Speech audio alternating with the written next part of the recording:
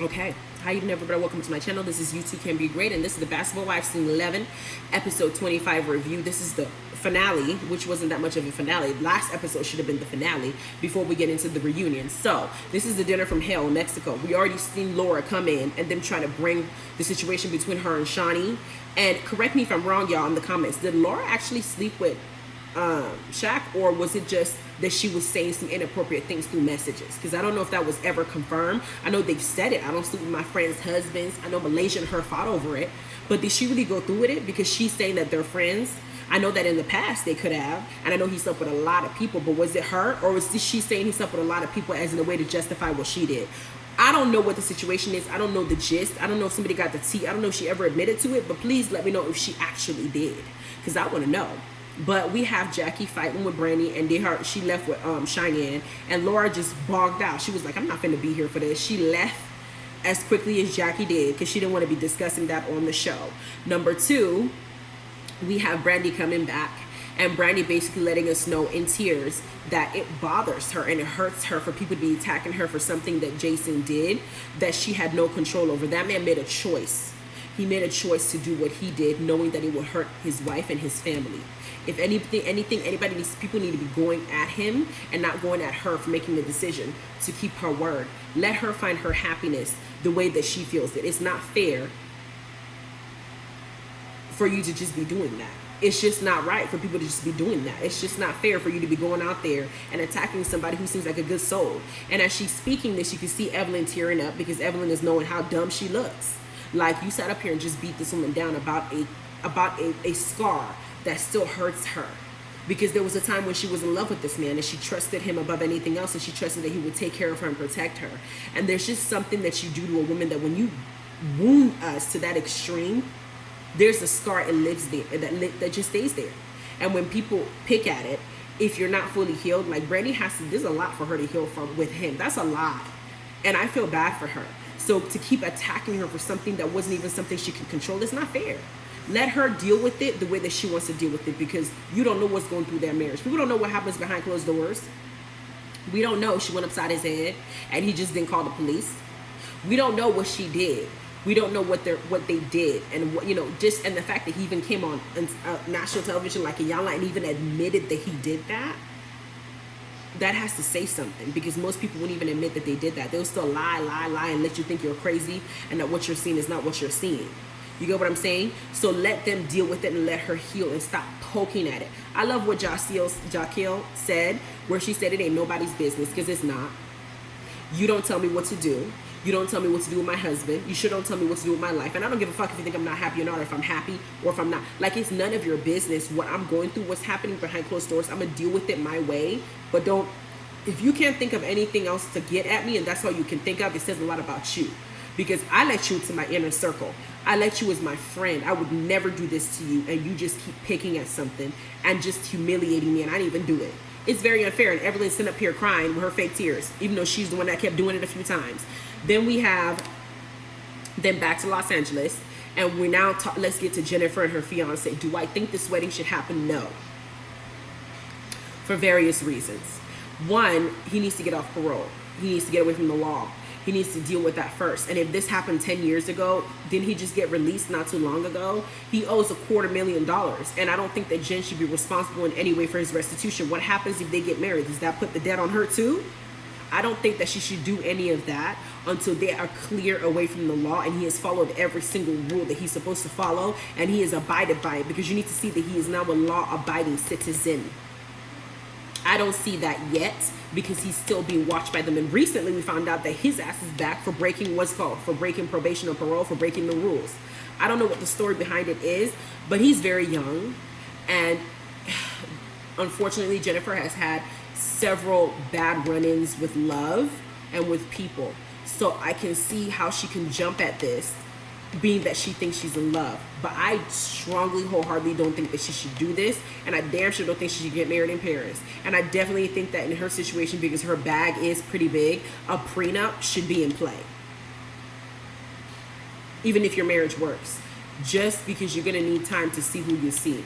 People that make that kind of mistake, You have to be careful, you know, because you never know. Maybe he does love her. Maybe he does want to be with her. Maybe he does have, you know, her best interest at heart. And maybe he does want to build something with her. And maybe he just made a stupid mistake. I would hope that, because that does happen too. But for the life of you to see the other side, you know, it always helps to always have a contingency plan for yourself, just in case, because you just never know.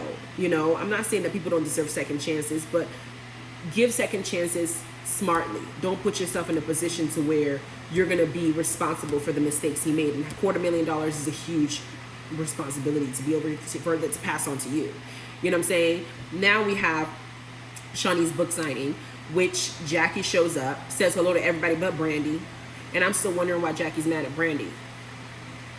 Somehow, Jackie seems to keep taking out whatever anger that everybody causes on Brandy. Before it was Brooke that was causing that anger. Then it was Evelyn that was causing the anger. For some reason, she seems to keep taking it out on Brandy. And I feel like she looks at Brandy as if Brandy's weak. And so she's using her as her punching bag when she feels some type of way. Brandy needs to whoop her ass. Hello, old ass. I love Jackie, but Brandy needs to show her one good time. I'm not the one to play with, because Brooke did. Brooke showed her, and she's very careful how she approaches her. That needs to happen here. The book signing happens. Then we get to Brandy's fundraiser. Jackie shows up for the fundraiser because it's for a good cause. And so does Brandy, and so does everybody. Jennifer, all of them shows up to support.